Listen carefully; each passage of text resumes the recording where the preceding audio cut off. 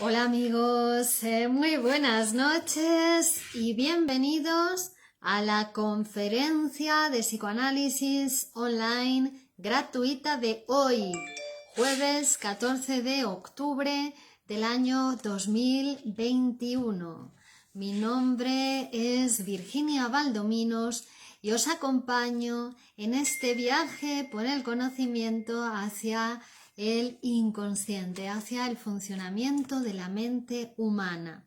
Este es nuestro espacio de conferencias de psicoanálisis de los jueves, espacio gratuito para ustedes, están invitados, corre de mi parte este espacio y de parte de toda la Escuela de Poesía y Psicoanálisis Grupo Cero para difundir el psicoanálisis en todo el mundo, para que se conozca la herramienta del cuidado de la salud mental, que es esta herramienta tan potente y tan poderosa que es el psicoanálisis.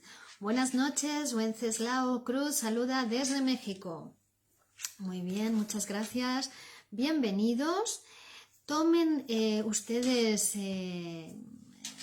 parte del grupo y compartan también con sus amigos, compartan en sus muros que también ustedes pueden contribuir a la difusión y a la producción de la salud mental entre la población que en este momento histórico está muy necesitada del psicoanálisis. Por eso el psicoanálisis se ha producido, es una producción social como ciencia, como método y como técnica y como concepto teórico. Entonces ustedes también pueden participar de este trabajo que estamos realizando de difusión del psicoanálisis para que llegue a todo el mundo. Excelente tarde, muy bien, buenas tardes, Sonia Rocha, bienvenidos. Estamos dando estos minutos previos al comienzo de la conferencia. Hola, Cristina Rossi desde Uruguay. Para que ustedes puedan incluirse en la conferencia. Buenas noches, Carlos Latorre, y también para que ustedes puedan compartir con sus amistades, con sus conocidos. Flaqui saluda desde Colombia. Gracias, Pipa, muy bien, habla de la transmisión inteligible del contenido, muy bien, vamos a intentar, vamos a hablar de estas cuestiones psíquicas que son complejas, porque los seres humanos somos complejos, nuestra mente es compleja, pero lo vamos a hablar con la misma inteligibilidad que lo hacía Sigmund Freud, porque el maestro Sigmund Freud es el que nos transmite todo este conocimiento y por supuesto después nuestro maestro es Miguel Óscar Menasa, es el que ha producido una escuela de psicoanálisis que ya lleva 50 años desde su primer manifiesto y 40 años trabajando desde Madrid, cuidando la salud mental de la población y difundiendo el psicoanálisis por todo el mundo. Hola Neiva, hola Ángel, hola a todos, bienvenidos, y a todas las personas que no he podido leer su nombre también bienvenidos. Gracias también a ustedes por participar de este movimiento científico-cultural que es Grupo Cero, Poesía y Psicoanálisis. Bueno, bienvenidos a todos. Hola Manuel, buenas noches. Vamos a dar estas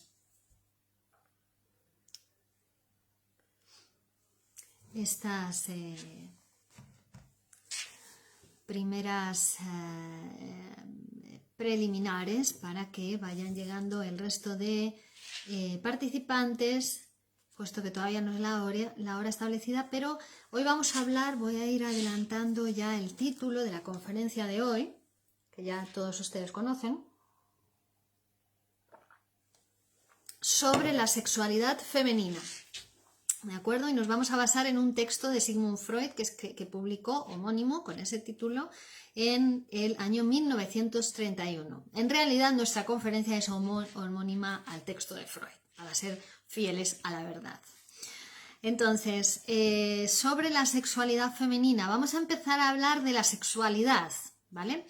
Y entonces aquí ya vamos a empezar a a romper algunos esquemas, seguramente, porque muchos de ustedes pensarán que lo sexual es lo genital, ¿no? Que lo sexual es el coito, que lo sexual es la relación entre un hombre y una mujer en el momento erótico, ¿no? De unión de los sexos.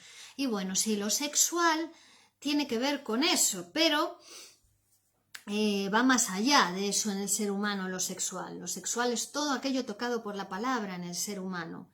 Y además cada sexualidad es diferente, que es lo que vamos a ir construyendo a lo largo de la conferencia de hoy, porque vamos a hablar de la sexualidad femenina, que viene a ser aquello que nos hace diferentes, ¿no? Bueno, habíamos hablado en la conferencia anterior, estuvimos hablando, si ustedes lo recuerdan, porque estamos trabajando la cuestión de la construcción, la constitución psicosexual del ser humano, ¿no? Ese ser que no es puramente biológico, o puramente animal, o puramente instintual, como sería otro animal mortal como nosotros, sino que es un ser tocado por el lenguaje, es un ser que habla, somos sujetos hablantes. Esto quiere decir que el trauma mayor para nosotros, ¿no? Que muchas veces uno, si se posiciona en la teoría traumática, va buscando el trauma de las personas, qué les pasó, qué me pasó, cuál fue mi trauma. Bueno, pues ya les adelanto a todos ustedes que el trauma es el mismo para todos. El trauma que nos pasó a todos fue el mismo y fue la entrada en el lenguaje. Esto fue lo más traumático en nuestra vida, ¿no? Hacernos sujetos hablantes, porque el símbolo atraviesa al animal que somos. Buenas tardes, México, Jennifer. El símbolo atraviesa al animal y ya no podemos ser animales nunca más, porque ya estamos tocados por el lenguaje, aunque lo queramos negar o no querer saber de eso, reprimir. Bueno, somos animales que hablan, por lo tanto tampoco podemos desconocer o dejar de saber acerca de nuestra animalidad y acerca de nuestra reproducción sexual, porque somos sujetos que nos reproducimos cuando un hombre y una mujer se juntan, ¿no? En un coito. Hola, Ivonne. Bueno, pero para eso significa que como especie mortal que somos, que se tiene que reproducir por sexuación, hay machos y hay hembras, hay hombres y hay mujeres, ¿vale? Bueno, pero nada, cuando llegamos al mundo nada está hecho, todo hay que construirlo, ¿no? También nuestra sexualidad como humanos, como personas, como hablantes, como sujetos, eso lo vamos a tener que construir, y si no, para eso está el psicoanálisis, ¿no? Para construirlo. En ese proceso psicosexual decíamos que en el ser humano tiene la característica de que está dividido en dos grandes fases. Hay un periodo de sexualidad infantil y un periodo de sexualidad adulta, separado por un tiempo de latencia, ¿no? Hay como dos grandes emergencias de la sexualidad en el ser humano. Y justamente en ese periodo de sexualidad infantil es donde acontece ese proceso nuclear y hominizante. Hola Nancy, buenas noches. Hominizante, que es el complejo de Edipo, esa máquina por la que entra un animalito, un cachorro animal y sale un niño humano, ¿no? Es una máquina de hacer humanos. Bueno, en ese complejo de Edipo, que estamos hablando de él últimamente, va a haber sujetos, ¿no? Estamos sujetos en el paso por ese complejo de Edipo a una serie de operaciones psíquicas que tenemos que realizar para humanizarnos, para hacernos seres humanos, ¿no? Capaces de relacionarnos con otros seres humanos a través del lenguaje.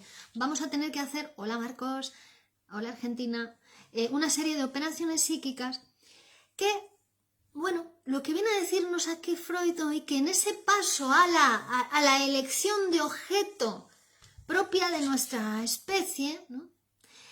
La mujer va a tener que hacer un par de tareas más que el hombre. Es decir, que tiene que hacer la mujer, lo femenino va a tener que hacer le va a ser más complejo acceder a eso, y ahora vamos a ver por qué, ¿no? Tanto la niña como el niño están inicialmente ligados libidinalmente a su mamá. Va a ser su objeto amoroso. Y en los niños, el Edipo normal implica que van a estar afectuosamente ligados al progenitor del sexo opuesto, mientras que sus relaciones con el progenitor del mismo sexo van a ser de rivalidad, de hostilidad, ¿no? Sin embargo, en el niño, ese primer objeto amoroso que elige o del que se enamora, que es la mamá, tanto en el niño como en la niña es la mamá, el primer objeto amoroso, en el niño va a seguir siendo la mamá a lo largo de su... Buenas tardes, Rubén. A lo largo de su proceso de desarrollo evolutivo ulterior hasta llegar a la edad adulta y a la genitalidad adulta y a la elección de objeto heterosexual y la procreación, etc. ¿Vale? Va a seguir siendo una mujer su objeto. Tiene que pasar de la madre a elegir una mujer en el mundo, ¿no? Y el rival, inicialmente, por tanto, va a ser el padre. El rival en el amor a la madre, ¿no? Porque el padre le dice, no, mira, mamá es mi mujer, tú búscate otra mujer, estás para mí, ¿no? Bueno, pero el niño entonces va a tener que hacer ese cambio de elegir a la mamá, elegir otra mujer. Pero siempre va a ser una mujer, desde que nace, ¿no? Hasta que llega a la elección de objeto heterosexual, digamos, o a la elección de objeto de otro ser humano, de otro objeto, ¿no? Según prepara la procreación de la especie, un objeto de sexo contrario. Bueno, en el caso de la niña, también va a ser el primer objeto de amor la madre, ¿vale? También para ella, pero la niña entonces va a tener que pasar a elegir un hombre en el mundo, ¿vale? Entonces, ¿cómo se produce ese camino para desligarse de la madre y llegar a poder elegir a un hombre? ¿No? A la niña entonces aparecían dos complicaciones más, decíamos. Una, el objeto, que al principio es una mujer y después tendrá que elegir a un hombre, ¿vale? Y dos, que su zona sexual prioritaria va a pasar de ser el clítoris, que es la zona erógena fálica de la niña en ese periodo de su sexualidad infantil donde la niña es un varoncito, en realidad es un niño. Hasta cierto momento de la vida tanto la niña como los niños son niños, no hay diferencia sexual para ellos, ¿no? Bueno, pero va a tener que pasar de ser un niño, es decir, de tener como genital prioritario, ¿no?, el clítoris, a ser, ¿no?, a erogenizar, a activar, a producir, a construir la vagina, que es otro genital que no va a aparecer en el desarrollo de la mujer hasta la metamorfosis de la pubertad, ¿vale? O sea que podríamos llegar a decir entonces que la sexualidad de la mujer en una primera fase de su vida, en una primera etapa, es masculina y en una segunda etapa es femenina, con la complejidad además de que no es que se supere, sino que la masculinidad también sigue perdurando en ella, ¿no? De hecho va a tener después dos zonas erógenas principales, clítoris y vagina. No es que el clítoris vaya a desaparecer, ¿no? Se tienen que sumar, es decir, que se va a dar esa complejidad. Bueno, ¿qué sucede? Hola Yale, buenas noches. Bueno, sucede que muchas mujeres se quedan dominadas por una fuerte vinculación al padre, ¿no? Y entonces eligen objeto amoroso conforme a la imagen del padre o todo lo contrario al padre. Bueno, son muy numerosas las mujeres que quedan fijadas en esa vinculación a la figura paterna. Pero no por ello quiere decir que sean neuróticas, ¿no? En algunas, por una cuestión de cantidad, se podrá producir una neurosis y en otras no.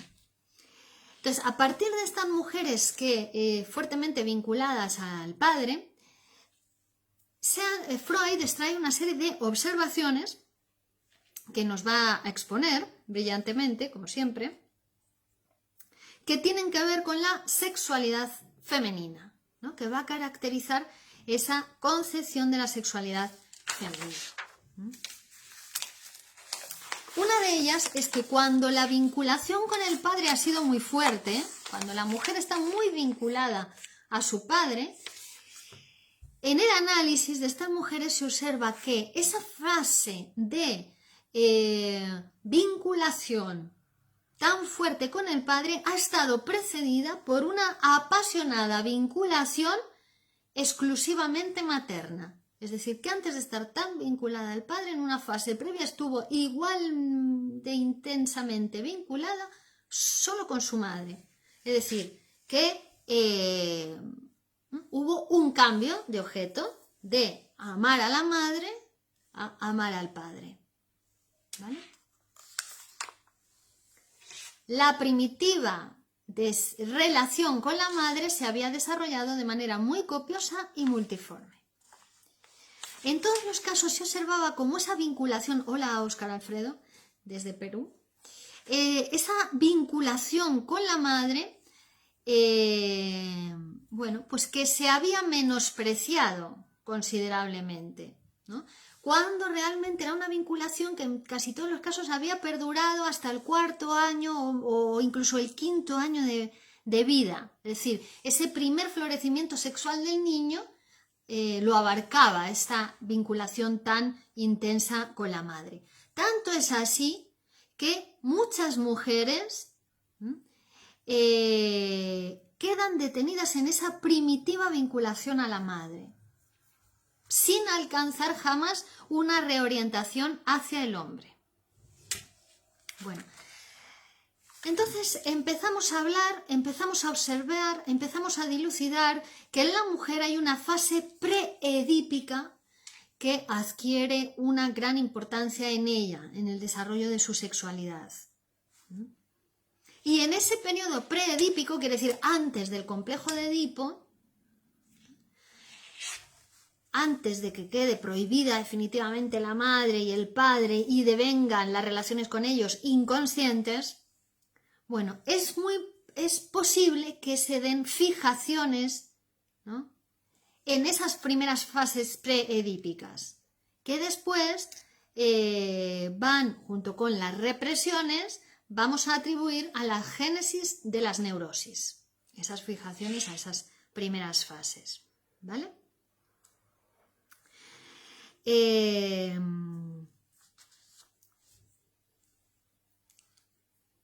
Bueno, en esa primera fase preedípica, entonces, de vinculación a la madre, el padre para la niña no es más que un incómodo rival. Es alguien que está ahí molestando directamente en su relación con la madre, ¿vale? Y también la niña va a sentir hostilidad hacia el padre como el niño, aunque nunca va a alcanzar esos extremos, esa violencia que en el caso del niño, ¿vale? No se puede establecer un paralelismo puro, ¿no?, entre el desarrollo psicosexual del niño y de la niña, no se puede, ¿no?, aunque lo intentemos, no, porque ella, decimos, el hecho de la diferencia sexual anatómica tiene efectos en ese camino de constitución del aparato psíquico, aunque después todos ellos vayan a constituir ese aparato psíquico complejo donde hay padre, madre, hombre y mujer. Los 4 sexos de nuestro psiquismo, padre, madre, hombre y mujer, tenemos que ser, ¿no? Pero ella va a tener que seguir, dar algún paso más para llegar ahí, precisamente por esa cuestión de la diferencia sexual. Por eso es tan importante la diferencia sexual y aceptarla, porque si no, pues aparece toda la confusión que existe en la actualidad en relación con la sexualidad, porque hay una confusión tremenda, ¿no? Bueno, cuando en este camino entonces, dice Freud, nos sorprendió encontrar esa frase preedípica tan importante en la mujer, era algo así como descubrir, cuando se descubrió la cultura minoico-miceniana tras la cultura griega, ¿no? Fue un descubrimiento tremendo.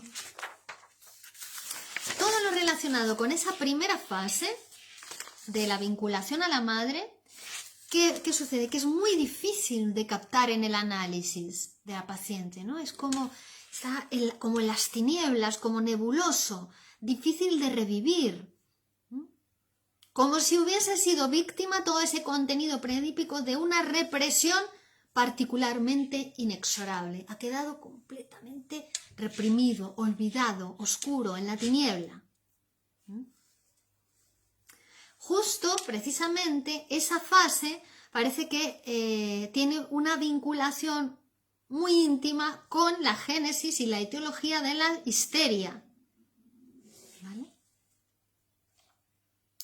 Y también esa dependencia a la madre tan extrema de esa primera fase preedípica está relacionada con el germen de la paranoia en la mujer ulterior, ¿no? En su fase adulta. También tiene que ver con esa vinculación intensa a la madre en la fase preedípica. Por ejemplo, esa paranoia de la mujer, ¿no? El temor a ser envenenada, que la maten, la persigan, que todos la odian, vale. Pues este germen radica en el temor, ¿vale? Que les puede sorprender, pero es que invariablemente es lo que se halla en los psicoanálisis de los pacientes, de ser muerta, de ser devorada por la madre. Es decir, esa paranoia de la mujer adulta radica en ese temor a ser devorada por la madre. ¿Vale?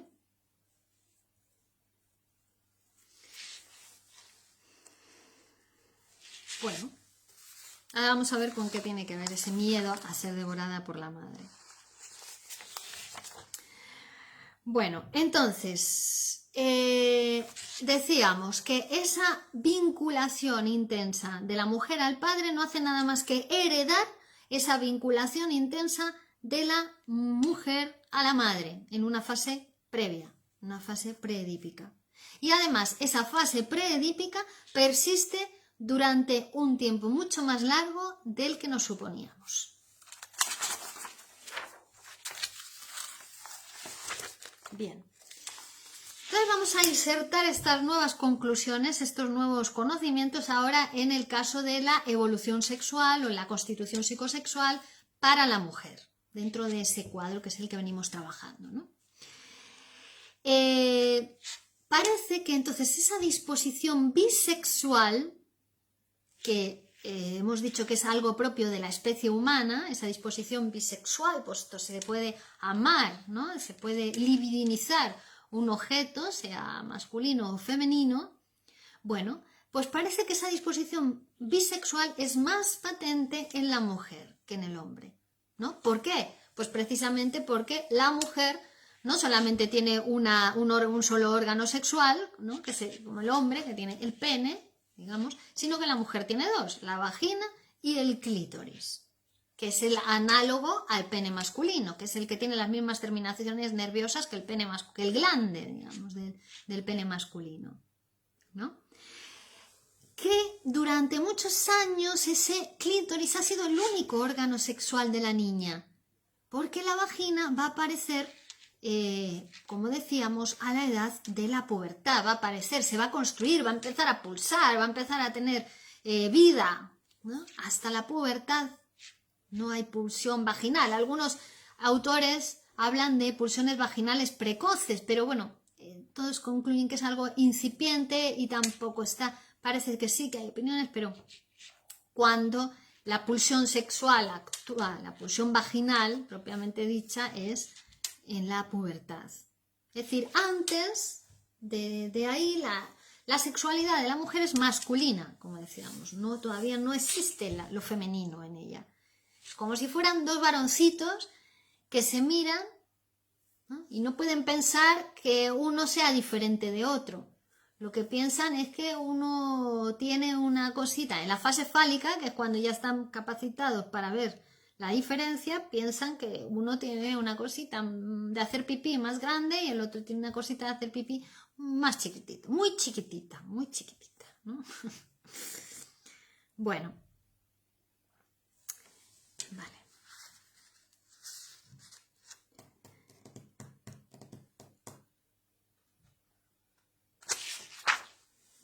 Bueno, y entonces aquí es cuando viene el complejo de Edipo. Porque claro, ¿qué quiere decir el complejo de Edipo? El complejo de Edipo y el complejo de castración, que es fundamental en el complejo de Edipo. Y que además no debemos hablar del complejo de Electra, Cuidado. No, el complejo de Edipo es universal para todos, aunque ella tenga que hacer unos pasos más, pero es el complejo de Edipo, ¿no? Hay una diferencia también que cabe resaltar, porque si no volvemos a negar la diferencia, y la diferencia precisamente es lo que nos cuesta a los humanos, claro, aceptar la diferencia. Aceptar lo femenino es aceptar la diferencia, ¿no? Aceptar que somos diferentes, cuando realmente toda la corriente, digamos, tanto del aparato psíquico como del aparato social es para negar la diferencia, para pensar que todos somos iguales. Y no. Lo primero que acepta el sujeto psíquico, ¿no? Que tiene que aceptar, bueno, después de decidir soy un mortal, después de identificarse a la especie humana, es soy masculino o soy, ¿no? Soy hombre o soy mujer, o esas... existe, mejor dicho, existe la diferencia. Hay hombres y hay mujeres. Luego yo ya el siguiente paso es soy un hombre o soy una mujer. Pero si ya te quedas detenido ahí, ya es una pregunta neurótica. Ahí ya se produce la neurosis obsesiva, la histeria, ¿no? Bueno, el caso que el descubrimiento de la diferencia sexual, es decir, de que la niña no tiene pene, que lo descubren los dos, al varón eso le hace verídica la posibilidad de la castración. A él que lo han amenazado con castrarlo porque se masturba en público, porque se toquetea el pene, y que eso no lo debe hacer. Ya le han amenazado alguna vez con que se la van a cortar, o le voy a cortar la mano, o se lo voy a decir a papá, ¿no? Y te va, o al médico va a venir y verás lo que estás haciendo. Bueno, entonces esa amenaza o esa visión, ¿no? De la diferencia, esa captación de la diferencia en el niño hace posible como verídica la amenaza de castración. Y eso hace que el complejo de Edipo se cierre, es decir, el niño renuncie al amor de la madre, pero por una cosa totalmente narcisista, es decir, para conservar su pene, ese órgano tan estimado por él en esa fase fálica en la que se encuentra, ¿vale? Y renuncia al amor de la madre, ¿no? Se crea, acepta la amenaza del padre, renuncia al amor de la madre, ¿vale? Y se crea el super yo, el heredero del complejo de Edipo, es decir, renuncia a los padres, pero los internaliza en esa estructura psíquica que se produce a partir del yo, del aparato, y que es la internalización de los progenitores, que es el super yo, ¿vale?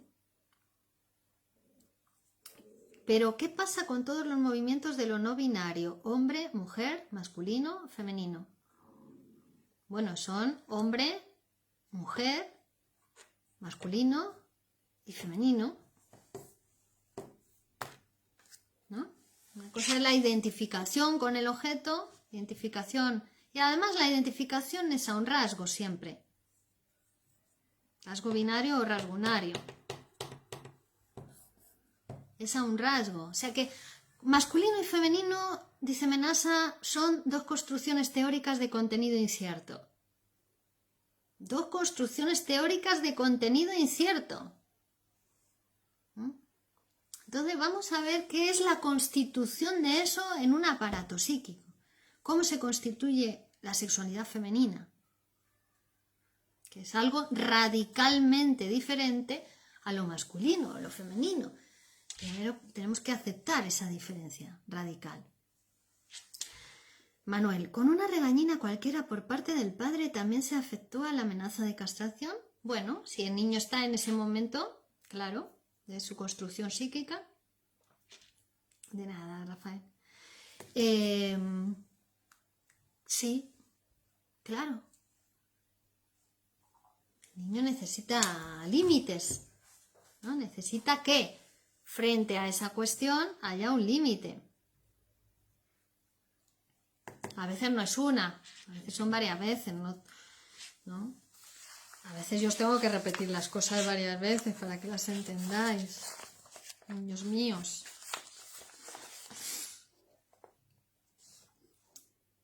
Y además tampoco hace falta regañar. Lo importante es que los padres tengan bien establecidos los límites. Lo importante es que los papás se psicoanalicen. Si los papás se psicoanalizan, los niños tienen límites. Los niños aprenden, No hace falta ni... el crecimiento de los niños es fácil, crecen solos. Es la neurosis de los padres la que se lo impide. Es la opresión de los estados, la medicación de los psiquiatras. Eso es lo que les impide el crecimiento a los niños. Pero los niños, si no, crecen fácil. Está todo preparado para que crezcan. Bueno, entonces el niño ahí renuncia a la madre gracias a la amenaza del padre, porque dice, a ver si lo voy a perder yo, como le ha pasado a esta niña que no tiene, ¿no? Porque atribuye que a ella le pasó que se ejecutó en ella la amenaza de castración, ¿vale? Que generalmente la amenaza la hace la mamá, pero le pone al papá de actor, ¿no? Bueno, como consecuencia de ese proceso, ese efecto de la amenaza de castración y el complejo de castración, es decir, pensar que la niña ha sido castrada porque ha sido mala o como castigo, queda cierto menosprecio por la mujer, a la que se le considera castrada.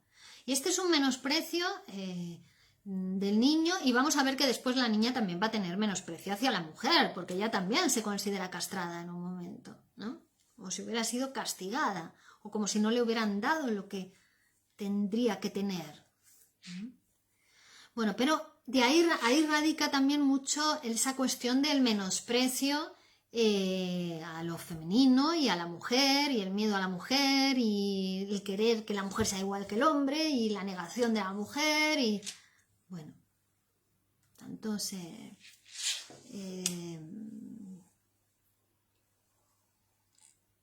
reclamos que se hace ahora también equivocados en mucho, a mi parecer, mi modesta opinión, bueno, y la de los que pensamos psicoanalíticamente la cuestión, porque se confunde todo por una serie de prejuicios que se tienen acerca del psicoanálisis, de prejuicios y de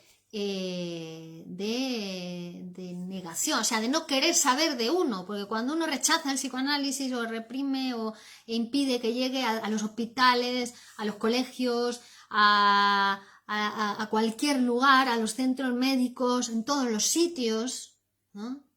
Tiene que haber psicoanálisis. Cuando eso se impide o se niega, bueno, es porque uno no quiere saber de sí mismo, de estas cosas que nos pasan pues como seres humanos, que somos hablantes, ¿no? O sea, en definitiva quieren negar su mortalidad.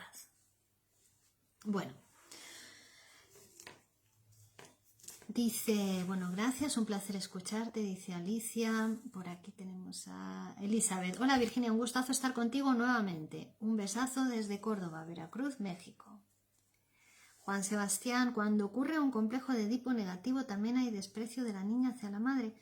Ahora vamos a ver eso de negativo, positivo, pero quiere decir que hay un momento donde la niña se tiene que separar de la madre, por favor, no se puede quedar pegada a la madre, tiene que llegar a un hombre, entonces se tiene que separar de ella. ¿Cómo se separa de ella? Bueno, pues porque cuando la niña ve también la diferencia sexual, la captura, porque la ha visto 1000 veces, pero la ve desde su propia teoría sexual, desde su prejuicio, no lo ve. Pero cuando captura la diferencia sexual, ella piensa que ha sido su mamá la que no se lo ha dado. Y si además la mamá es justo la que le está prohibiendo, porque ella también tiene sexualidad masculina, ella tiene clítoris, ella descubre también la masturbación de su clítoris, y también tiene que llegar a la niña la amenaza de castración. Pero claro, como la niña no tiene, pues entonces ella piensa que ya se lo han quitado, ¿no? O que todavía no, o que no se lo han dado, ¿no? Que no le ha crecido, o que atribuye a la madre su desgracia personal, porque al principio piensa que es una cosa absolutamente personal, que solo le ha pasado a ella, ¿no? Después irá descubriendo que no, que hay otros seres que son como ella, otros niños, y después incluso descubrirá que hay otros adultos que tampoco tienen eso, ¿no? Que son como ella, y por último descubrirá que su madre tampoco, ¿no? Esa atribución fálica que le ha hecho a la madre de ser todopoderoso, un dios, ¿no? Pues se la tiene que desatribuir, tiene que castrar a la madre, ¿no? Pero eso, va a ser a la última a la que la va a castrar. Bueno, y como hemos dicho muchas veces, no la castra, se queda vinculada a esa madre durante toda la vida, la mujer, y frente a cualquier desavenencia con la pareja o con el trabajo, vuelve otra vez a refugiarse en los brazos de la madre, ¿no? Vuelve cada vez, para ella es muy fácil eso, ¿no? Volver a la madre. Bueno, pero la niña entonces ahí atribuye una superioridad al niño, al hombre, ¿no? Y entonces ahí también aparece el menosprecio de la niña hacia sí misma, hacia la madre, que si se queda ahí, pues por supuesto para esa mujer eso va a generarle muchos problemas en lo social, ¿no? Es ese momento de la mujer, porque digo momento porque creo que toda mujer en su camino como construcción de mujer pasa por ese momento de su proceso psíquico, que si está en análisis pues será un momento, pero para muchas mujeres que no están en análisis toda su vida, donde ella considera que está infradotada con respecto a los hombres y que por eso los hombres consiguen en el mundo esas posiciones, porque el hombre es más fuerte, el hombre no sé qué, es más fácil para él y para ella es todo más difícil. No, bueno, es el mismo trabajo para todos, estar en esas posiciones, llegar al mundo, trabajar, ocupar puestos de importancia, de relevancia, estudiar, sacarse una carrera, estudiar psicoanálisis, lo que sea, es igual, es un trabajo para todos, pero el psiquismo es el que o facilita, posibilita el acceso al mundo o lo impide, lo dificulta. No porque el mundo sea más difícil, sino porque el psiquismo se interpone.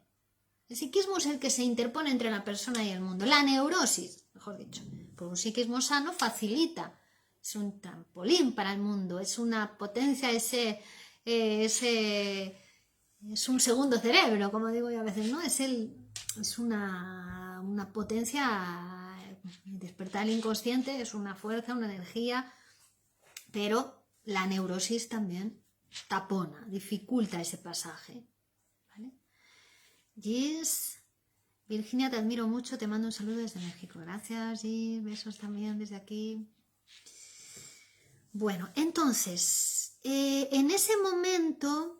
en el caso del niño también, ese menosprecio hacia la mujer le puede llevar a una elección de objeto homosexual, ¿no? Muchos homosexuales, pero muchísimos, no es tanto por amor o deseo del mismo sexo, sino por miedo a la mujer, que lo son, ¿no? Por terror a la mujer, horror a la diferencia sexual, horror a lo femenino, porque lo femenino les trae la cuestión del complejo de castración, ¿vale?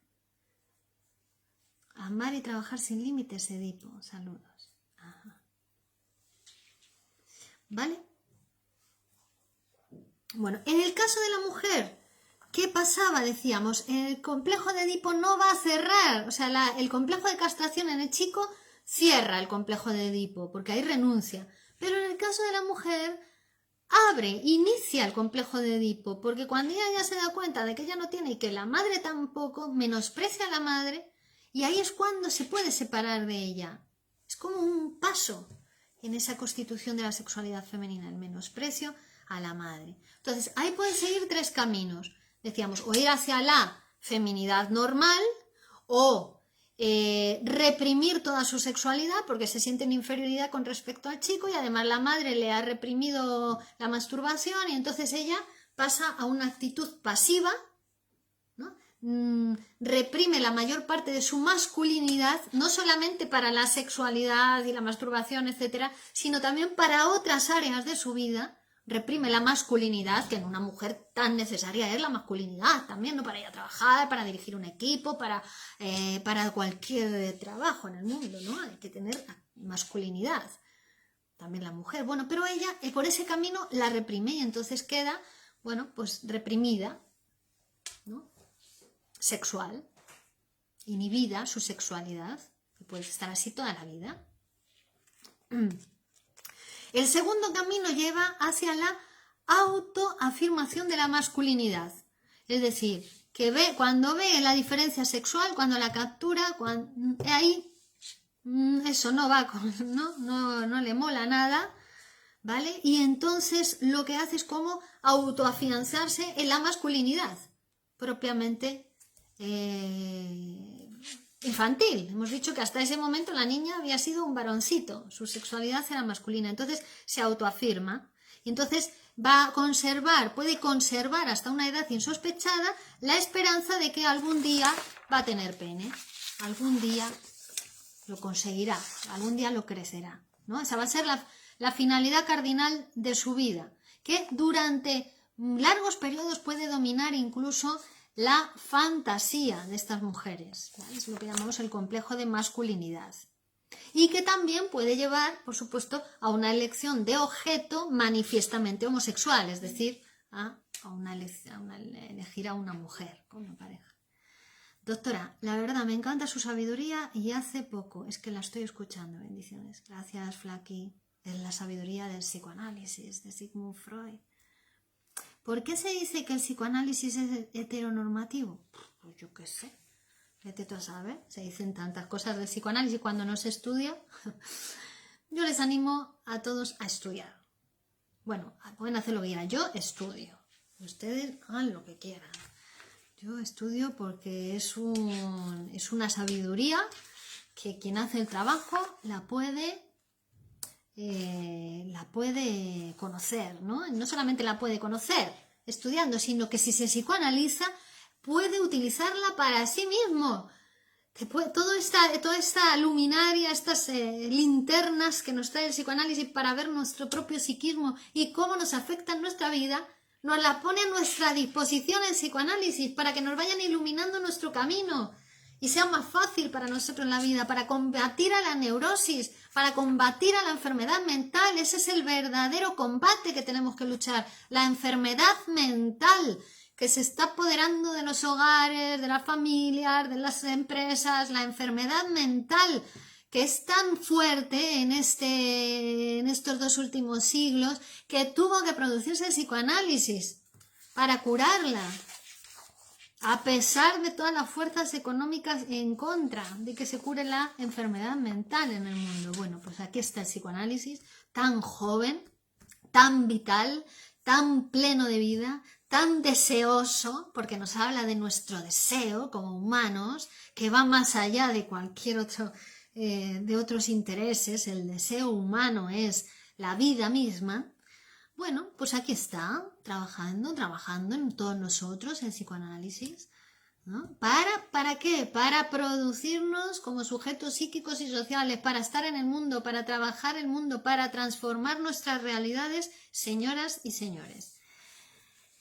Los Casanovas quieren reafirmar su masculinidad. Los Casanovas en general, la figura de Casanova es que va buscando a la mamá en una mujer, en otra mujer, en otra mujer, en otra mujer, y nunca la encuentra, claro. La mamá no la va a volver a encontrar. Jennifer, Virginia, ¿qué pasa cuando una mujer logra despegarse de la madre, se casa, tiene hijos, pero no se siente bien con los hombres y regresa a casa de su mamá? Pues mira, lo que pasa es que en ese caso la mujer ha heredado en esa relación con el marido, hereda la vinculación que tenía hacia la madre. Es como un desplazamiento, ¿no? De una relación a otra, esa relación libidinal. ¿Y qué es lo que sucede? Que la relación con la madre, como hemos dicho, es muy ambivalente para la chica, ¿vale? Porque la ama, sí, la quiere poseer, la quiere para sí, pero también la madre ha sido la que le ha hecho la amenaza de castración, la que le ha restringido los tocamientos, la que, habiendo sido ella quien la ha despertado su sexualidad a la niña, puesto que era quien la bañaba, quien la cunaba, que la besaba, que si la toqueteaba, no sé qué, la despierta toda la sexualidad y después se la prohíbe. Bueno, pues entonces la niña tiene una hostilidad hacia su madre, que además la menosprecia porque no tiene eso que ella le había atribuido, ¿no? Tan brutal que esa ambivalencia hacia la madre es intensísima. Y esa ambivalencia se desplaza a el matrimonio con el marido. Es decir, entonces ahí, cuando lo esperable es que se desplazase la relación que ella había tenido con el padre, sin embargo se desplaza la relación que ha tenido con la madre.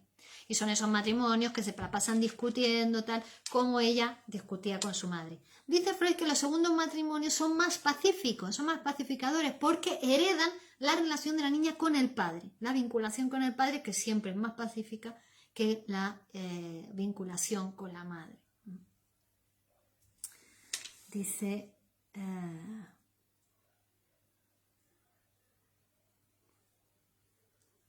Hola, excelente tarde. A ver, espérate, ¿dónde estamos?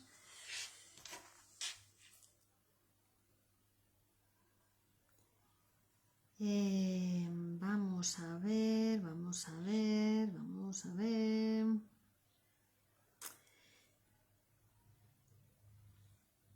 Bueno, yo sigo avanzando, ¿vale? Y ahora voy contestando las preguntas. Bueno, entonces habíamos dicho que esa relación, esa vinculación preedípica a la mujer es muy importante, más importante que en el caso del hombre. Bueno, y la tercera evolución, hemos dicho la evolución hacia la represión sexual, la evolución hacia la afirmación de la masculinidad y la tercera evolución sería hacia la actitud femenina normal, es decir, la de separarse, ¿no? De la madre y tomar al padre como objeto amoroso, ¿vale? Y alcanzar así la feminidad propia, la forma femenina del complejo de Edipo, ¿vale? Pero este complejo ya sería como el resultado final de un prolongado proceso evolutivo. En el caso de la niña, la castración no lo destruye, no cierra el complejo de Edipo, sino que lo abre. Y además también resulta que la mujer nunca llega a superarlo del todo, el complejo de Edipo, en el sentido de que esa vinculación con el padre es como que es más difícil de separarse del padre. ¿Por qué? Porque no es tan claro, no viene nadie que le diga con tu padre no, que te la corto, ¿no? Como en el caso del niño, esa amenaza de castración tan fuerte. Con el caso del padre, bueno, queda como más ambigua esa desvinculación, ¿no? Y bueno, pues eso también tiene efectos y resultados pues, culturales, ¿no? en la mujer. ¿Vale? Dice, esta diferencia de la interrelación entre los complejos de Edipo y complejo de castración es la que plasma el carácter de la mujer como ente social. ¿Vale? Que, bueno, fijaos que muchas veces los racionalistas decían que la mujer era loca, ¿no? Loca porque es irracional, porque es como el número irracional, ¿no?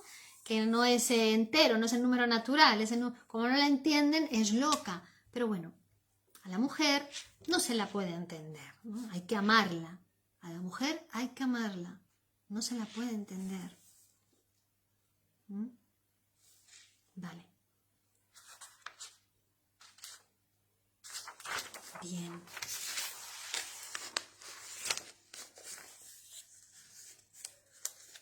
Bueno, entonces, ¿cuáles son los mecanismos que actúan para que la mujer se desprenda de la madre? ¿No? El primero, los celos de otras personas, los hermanos, las hermanas, los rivales, el padre, ¿no? Porque los niños tienen un amor inconmensurable, ¿no? Desmesurado hacia los padres, son insaciables. Y siempre es un amor que nunca va a alcanzar verdadera satisfacción, ni tanto para, ¿no? La madre no le va a dar esa satisfacción y el niño es tan voraz que nunca va a estar satisfecho del todo, ¿no? Siempre está condenada a ser defraudada esa aspiración al amor de la madre. Y entonces esa defraudación, ¿vale? Se va a traducir en una actitud hostil también hacia la madre. ¿Vale? El complejo de castración, como hemos dicho también, que en algún momento esa mujer descubre, esa niña, su inferioridad, entonces sigue uno de los 3 caminos que hemos mencionado, hacia la suspensión de toda su vida sexual, hacia la obstinada y desafiante sobreactuación de la propia masculinidad o hacia los primeros arranques de la feminidad definitiva. Hay una fantasía también en muchas mujeres que se ve reflejada en su análisis, que es la de haber sido seducida por la madre, ¿no? Que tiene que ver a esa vinculación preedípica, porque por supuesto la madre ha sido la que nos ha despertado la sexualidad a todos, hemos dicho, con esas caricias, con esos besos, con ese calor maternal, pero a la vez que era maternal, sí, maternal, pero sexual para el niño, porque despierta su libido, erogeniza su cuerpo, erogeniza sus genitales incluso, ¿no? Cuando con la higiene corporal, etcétera, ¿no?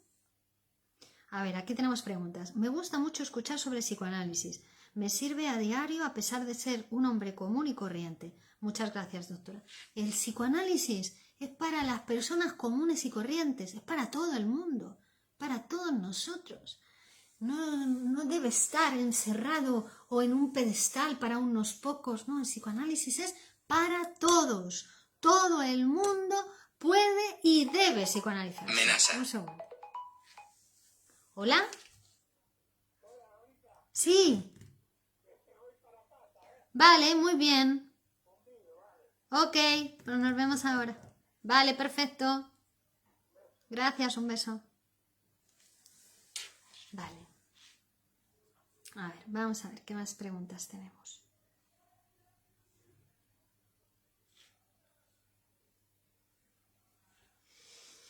Sobre la constante comparación del esposo que se lo dice a la esposa. Mi mamá cocina mejor, claro, es su mamá, ¿no? Es un gran amor. ¿En qué forma determina en la mujer la constitución biológica de la función psicológica? Bueno, pues en esa forma que estamos diciendo tiene que dar 2 pasos más. Tiene que cambiar de una zona erógena a otra y además tiene que elegir un objeto amoroso, pasar de objeto femenino a elección de objeto, a elegir un hombre.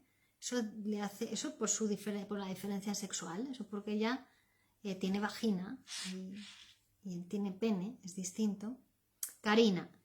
Virginia, buenas tardes. Cuando la madre es autoritaria, abusiva, donde anula a la hija ante su hijo, donde no acepta a las parejas de su hija y la hace responsable de su cuidado, a diferencia de sus demás hijos masculinos, desde siempre la hija hoy tiene 40 años y decide ponerla en un hogar, pero su sentimiento de culpa la enfermó. La pregunta es, ¿esa mujer, esa madre, es lo que le llaman castrante? No lo sé. No sé. No sé.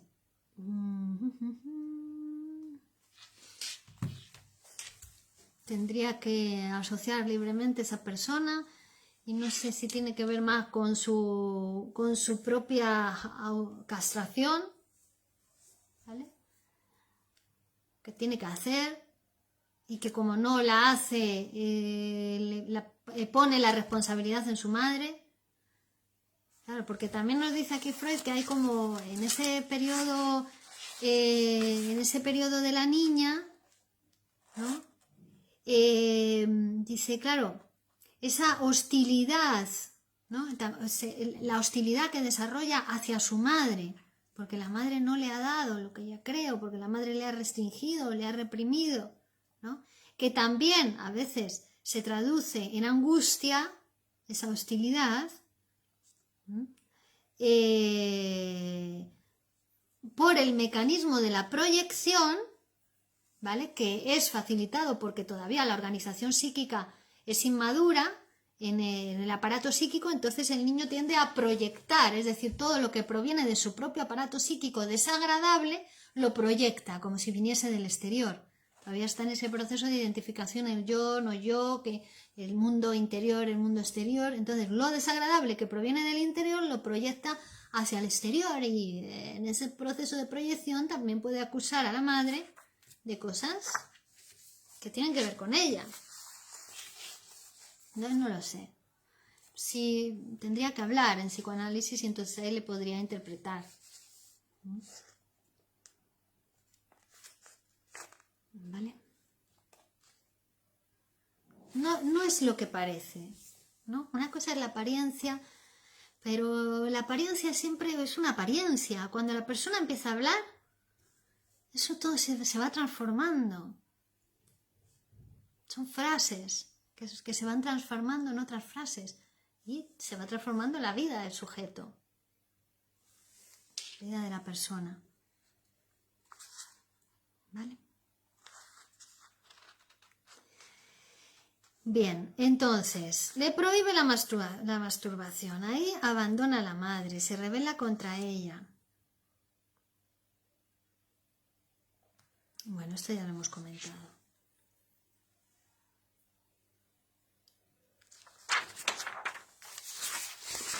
Otras preguntas, a ver. Muy claro en la explicación de este brillante tema de Freud. Marcos, gracias. Sergio Herrera, Virginia, buenas tardes. Hablando de castración, ¿puede ser algo simbólico el que el hombre o la mujer solo gocen haciendo el sexo oral a otros varones? Bueno, pero eso es una cuestión de goce oral, ¿no? Tiene todo el goce puesto en la boca, entonces goza solo con la boca, pero bueno, se puede gozar con la boca, con el culo, con la vagina, con... Bueno, la mujer goza con todo el cuerpo. Todo el cuerpo es erógeno, entonces, y el hombre también puede, claro. Pero bueno, pues podría ser alguna cuestión simbólica, sí, en su psicoanálisis se descubrirá. Se descifrará lo que hace que esté detenido en el goce oral.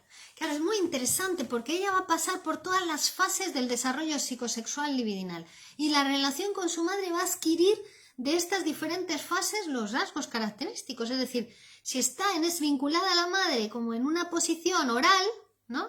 Puede llegar a pensar que la madre la quiere devorar, ¿no? El miedo a ser devorada por la madre, decíamos, cuando se queda vinculada a la fase preedípica, esa relación en la fase oral con la madre, cuando realmente es la voracidad de la niña de chupar el pecho de la madre, de succionar la leche y que no le quite la teta, ¿vale? Proyectada como que la madre la quiere devorar, ¿eh? Pero está en fase oral, es esa cuestión de la oralidad. En la fase anal ya tenemos otras cuestiones, porque la fase anal es la fase sádico-anal, ¿vale? La fase sádico-anal pues ya tiene que ver con la retención de heces, ¿no? Y con otras cuestiones, con el sadismo hacia la madre. Y dice aquí que en esa fase, ¿no? A las mujeres en el análisis hay relatos de mujeres que dice cuando las madres le aplicaban un enema o una irrigación intestinal, ¿no? Lo contaban como que oponían una gran resistencia y reaccionaban con miedo y con aullidos de rabia, ¿no? Pero en realidad ese acceso de furia es comparable a un orgasmo. Una cuestión anal, era una sexualidad anal, y es lo que queda en esa vinculación con la madre de esa fase preedípica, es decir, fase oral, fase anal, antes del complejo de Edipo. Antes del complejo de Edipo que viene la fase oral, la fase anal y la fase fálica, ¿vale? Y la fase fálica es cuando la niña, ¿no? Está en esa fase, digamos, o la mujer que regresa o se queda fijada en esa fase, cuando incrimina siempre a la madre como seductora, ¿no? Porque verdaderamente hemos dicho que la madre es la que despierta en la niña pues todas sus sensaciones corporales, su excitación, ¿no? Y bueno, muchas madres también cuentan como sus hijas le piden que les indujan ciertas sensaciones o que les toquen, que les acaricien ciertas fricciones, ¿no? Y que eso les causa gran placer a las hijas. Y también esa vinculación y esa relación y ese despertar sexual que induce la madre también va a ser la raíz de fantasías de los años ulteriores en la mujer, en la que aparece regularmente el padre como seductor sexual, pero es derivada de esa primera atribución de que la madre fue quien la sedujo, ¿no? En la fase fálica, entonces aparecen poderosos deseos activos también hacia la madre. No olvidemos que los niños también pueden tener como posición pasiva o posición activa, ¿no? Es posición pasiva, más femenina, esperando, ¿no? Ser afectado por el otro, penetrado, ¿no? O activa. Entonces, los niños siempre reciben todo en posición pasiva inicialmente porque hay que hacerles todo, ellos solos no pueden. Pero después ellos, para irse apoderando del mundo, ir adquiriendo capacidad de gobierno sobre ese mundo tan incontrolable para él, pues van a ir haciendo ese juego de pasar de posición pasiva a posición activa, ¿no? Van al dentista, el dentista les hace, o al médico, les hace no sé qué, y luego van a casa y con la hermanita pequeña hacen el mismo, ellos son el médico y la hermanita es el paciente, ¿no? O con las muñecas también, juega a las muñecas y es ella la mamá y la muñeca es ella, ¿no? Es como hacer lo que le han hecho, ¿no? Repetir, pero ahora en posición activa, una manera de apoderarse del mundo. Entonces, en este momento de la fase fálica también aparecen los deseos activos dirigidos hacia la madre. En fase fálica es sexualidad masculina en la niña, ¿no? Clitoridiana, hemos dicho. Y entonces aparece esa fantasía con la madre, empiezan a aparecer, ¿no? Incluso si llega un hermanito, ella llega a pensar que ese hermanito es hijo de ella y de su madre. Ella quiere ser la que le ha hecho a la madre ese nuevo niño. Y bueno, pues cuando se da cuenta de que es el padre, considera a la madre como una infiel, una traidora, ¿vale?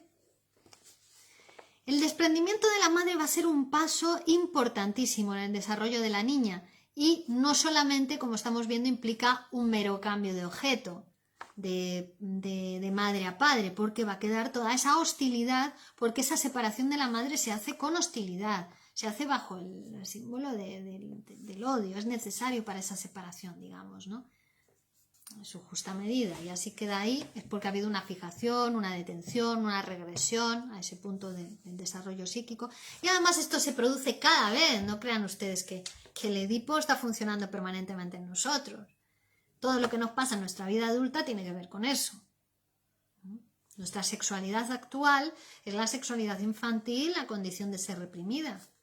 Entonces, conviene que todos ustedes se revisen un poquito su sexualidad, ¿vale? Bueno, entonces los impulsos activos que la niña va a querer con la madre, cuando es un varoncito, ella que tiene impulsos activos por la madre, todos van a ser afectados por la frustración, pues son totalmente irrealizables, ¿vale? Va a tener un hijo con la madre. Entonces van a ser abandonados por la libido, ¿vale? Y las tendencias pasivas también van a ser sometidas a frustraciones. Entonces ahí se va desprendiendo de la madre, cesa la masturbación clitoridiana, reprime su masculinidad previa, ¿vale? Y esto a veces puede, como hemos dicho, afectar al resto de su vida sexual en general. El camino, pero ahora ya queda abierto el camino hacia la feminidad. Ahora ya queda abierto superada, digamos, ha pasado por esa fase preedípica de relación con la madre y ahora va a pasar a elegir al padre como objeto amoroso, ¿vale? Pero no deja de estar en ella el deseo de pene, el deseo de querer una cosa como todavía no ha llegado a la sexualidad adulta, todavía no ha descubierto la vagina, ¿no? Entonces ese anhelo, digamos, va a ir abriendo el camino de la feminidad, porque ahora en esa vinculación libidinal con el padre va a querer primero que el padre le dé ese pene, que la madre no le dio, ¿vale? Pero después eso se va a transformar o se va a traducir en un siguiente paso por deseo de hijo, ¿no? Deseo de hijo, que el padre le dé un hijo. Porque ya estudiaremos, ya veremos en próximas conferencias cómo para el psiquismo existen equivalentes simbólicos. Y pene es un equivalente simbólico de niño, y es un equivalente simbólico de caca, y es un equivalente simbólico de dinero, y es un equivalente simbólico de regalo. 5 equivalentes simbólicos. Pene, regalo, heces, dinero, niño. ¿Vale?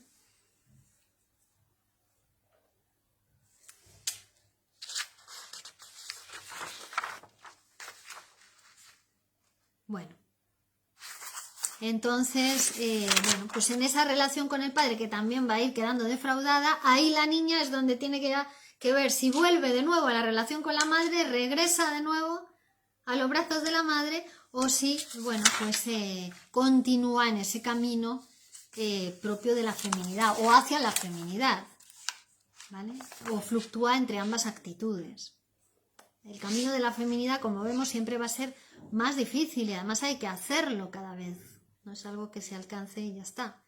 ¿no? Pero los caminos es así, ¿no? El psiquismo es así. Cada vez que uno habla, ahí se ve dónde está posicionado, desde dónde habla, a quién habla.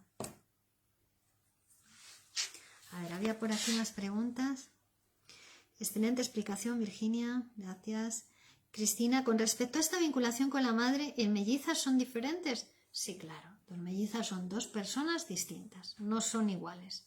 También hay que aceptar la diferencia en los mellizos, porque si no, ya les estás negando algo, estás reprimiendo algo, ¿no? Son diferentes y hay que favorecer que se produzcan y se desarrollen esas diferencias en ellos. En general, en todas las personas son diferentes unas a otras. Imagínense si ustedes vinieran a psicoanalizarse ahora y yo considero que todos ustedes son iguales y no escucho lo que me dicen. Intento hacer de ustedes con un modelo de prejuicios, como hacen desde determinadas tendencias psicológicas, etcétera, y que todo el mundo como es así, pum, pum, pum, pum, y que todos tienen que, y cuando no se ajusta eso, es que hay que darle medicación. No, por favor, cada persona es distinta. Entonces, si una persona se ha enfermado, hay que permitirle que hable y que vaya desarrollando su diferencia, que es lo que le va a hacer distinto a todos los demás, ¿no? Especial, artístico, una obra de arte a la vez, ¿no? Bueno, pero es que los humanos somos así, o sea, vamos a ver, si hay... Claro, pasa que vivimos en un sistema de producción en serie, está muy bien. No hemos superado la producción en serie, todavía no se ha superado. El capitalismo como sistema de producción es el más avanzado. Ahora, como sistema de distribución deja mucho que desear. Todavía esa cuestión de la distribución, eso no se ha resuelto. Pero los seres humanos no nos podemos producir en serie, no somos cosas. No somos cosas, no somos productos... somos productos sociales, eso sí, ¿no? O psíquicos, pero no somos cosas que se puedan producir en serie. Cada humano es distinto. Eso es la sexualidad femenina, ¿no? Cada humano es diferente. Cuando no se acepta lo diferente, cuando se piensa que el diferente es menos que tú, ese menosprecio tiene que ver con el menosprecio a lo femenino, con el menosprecio a la diferencia. No se ha construido todavía la vagina. Como es diferente, como no tiene, entonces es que es tonta, es mala, es menos que yo, o ella, ¿no? Ay, porque yo soy menos, yo soy... No. Bueno. Claro, muchas gracias, Virginia. Juan, entonces la tacañería se debe a una función anómala de la fase anal. Bueno, es un rasgo, sí, que se adquiere ahí en ese momento de la fase anal, ¿no? El tacaño retiene las heces, ¿no? El derrochador, perdón, estoy aquí otra vez, el que derrocha, ¿no? Está todo el tiempo expulsando esa relación también con el mundo. Es la primera parte del cuerpo que el niño entrega al mundo como un regalo. Tacaño entonces retiene.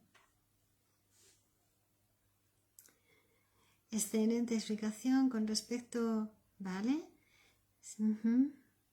El sexo oral es una perversión. Hombre, si solo es sexo oral, si no puede gozar de ninguna otra manera que no sea...